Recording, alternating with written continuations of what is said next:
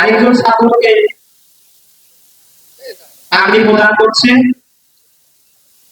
হাফেজ মোহাম্মদ গোলাম রাব্বানী, পিতা মোহাম্মদ রমজান আলী, থানা হরিপুর, জেলা ঠাকুরগাঁও।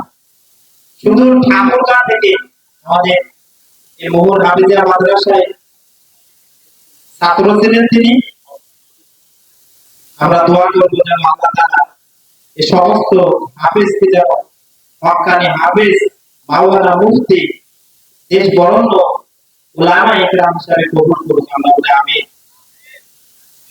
দ্বিতীয় হাফেজ মোহাম্মদ আনিস হোসেন, পিতা মোহাম্মদ ইনসান আলী, গ্রাম মোহন তানোর রাজশাহী। অর্থাৎ আপনাদেরই গ্রামের ইনসানের ছেলে হাফেজ মোহাম্মদ খাই, এনাকে পাগড়ি প্রদান করা হচ্ছে। আমরা সকলে দোয়া করব এই সমস্ত ছাত্ররা যেন দিনের দায়ী, ইসলামের দায়ী যেন হতে পারে, আমরা তাদের জন্য দোয়া করব।